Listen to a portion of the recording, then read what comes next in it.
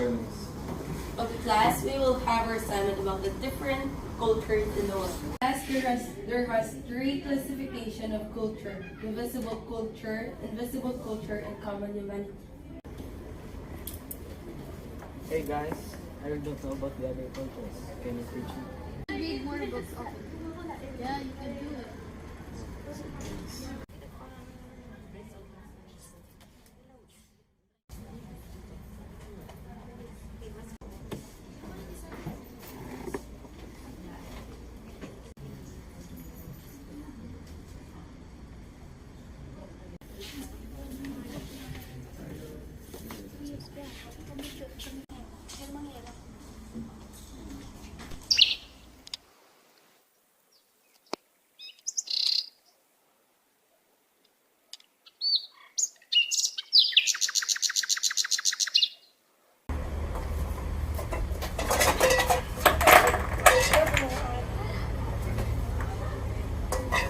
Salamat.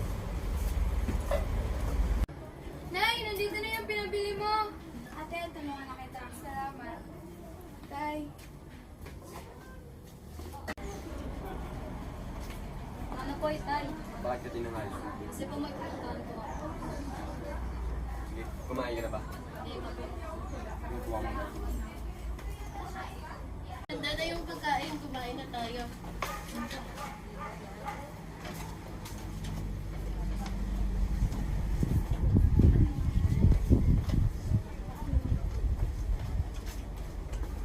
This is the family tradition of the Filipinos. Interesting. Aking sila, ikaw na ang nakakapag. At sana'y ako iyong That's the traditional courtship in Philippines. Very good. Good morning. Welcome to Greece. Guide me inside your temple. This way, sir. This is our first goddess. That is our second god. Lastly, this is our god and goddess.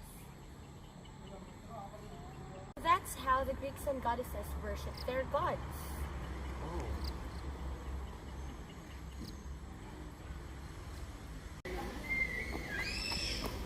Assalamualaikum. By the way, this is my two wives. But before you come in, please take off your shoes. Come in. So, this is the culture of India. Fascinating. Let us worship our God. So, this is how the Indians worship their gods. Very strange.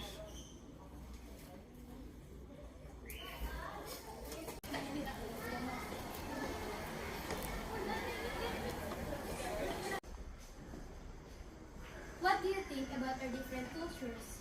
So, let's decide. It's nice to see the different cultures of a country. So, what do you think our next theme for our RCI assembly?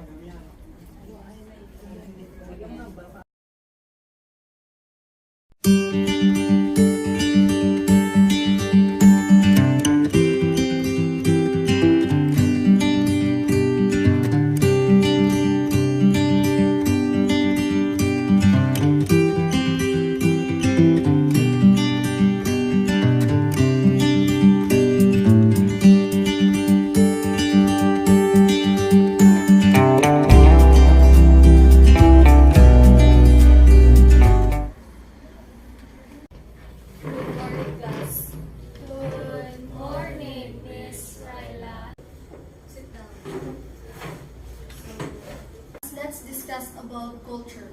So, what is culture? Culture is the shared knowledge, beliefs, and values of those in a society. They are ideas that are passed from generation to generation. It is also refers to the complex while which encompasses beliefs, possess values, attitude, laws, norms, artifacts, symbols, knowledge, and everything that a person learns and shares as a member of society. Yesterday, Teacher Mecca told you that you will have an assignment. So are you ready to discuss what culture did you research? Yes. So, okay, Vicer. What did you research about other culture? My research was about Japan. Explain to us. Japan has two major religions, Shinto and Buddhism. Shinto is a Japanese religion, while Buddhism originated in China on the 6th century. Their traditional sport is sumo, judo, and karate. Their national sport is sumo, and to this day, it's primarily practiced in Japan. The traditional family unit in Japan is called kazuko, comprising of a mother, father, and their children. Traditionally, the kazuko often live with their grandparents. Across the nation, Japanese are primarily fish eaters. The most well-known Japanese dish is sushi, a dish that includes fresh fish, seaweed, and lightly seasoned rice. The government of Japan is a constitutional monarchy in which the power of the emperor is limited and is relegated primarily to ceremonial duties. So, very good, Vicer.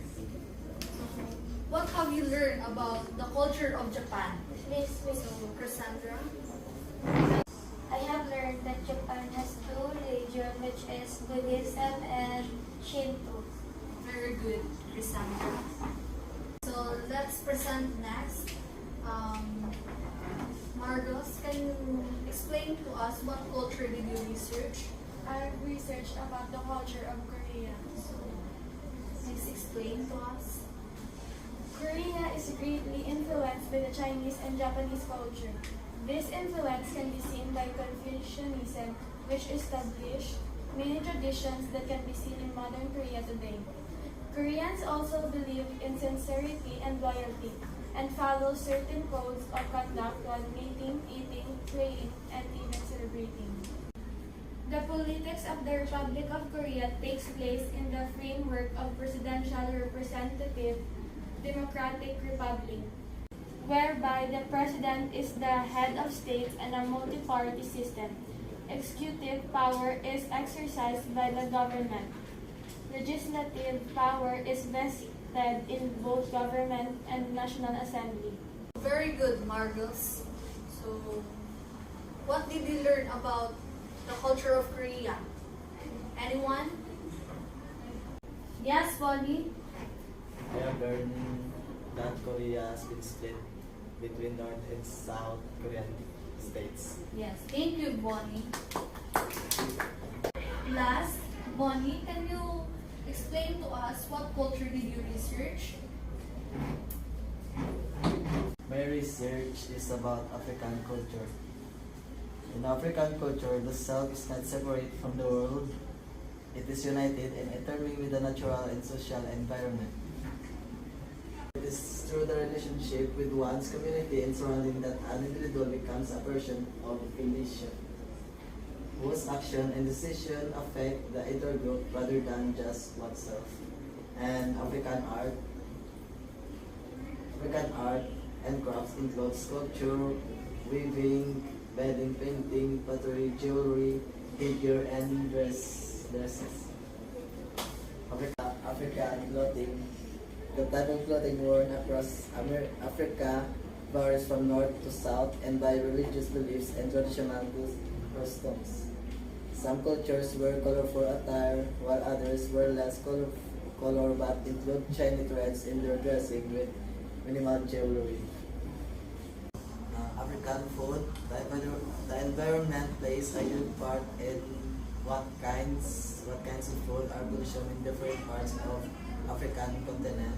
Most kinds include fruit, grain, vegetables, milk, and meat products. For example, a very common corn-based dish is also named ogay, sadza, sema, shena, shima, pushtu, tuzafi, ugali. super dependent on which part of maintenance. Very good, Bonnie. So, what did you learn about the culture of Africa? Anyone? Yes, Margot. I have learned that in Africa they wear colorful attire while others wear less color but include shiny threads in their dressing with minimal jewelry. Very good, Marcos.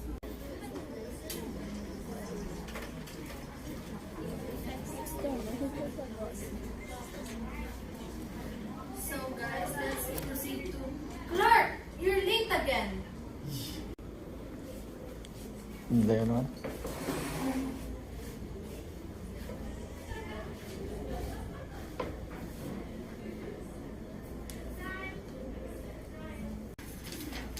So, explain your research to us.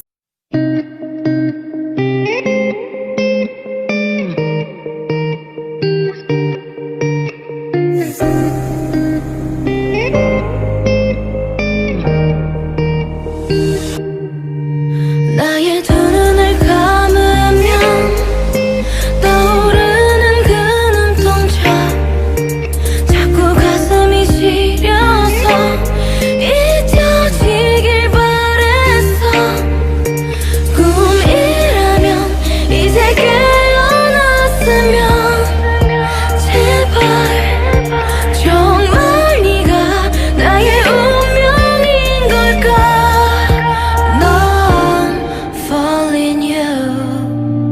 운명처럼 너를 falling 또 나를 부르네 calling 헤어나올 수 없어 제발 homie 내 인연을 끊인 건지 기다린 네가 맞는지 가슴이 먼저 왜 내려앉는지 내 마음속 깊은 곳에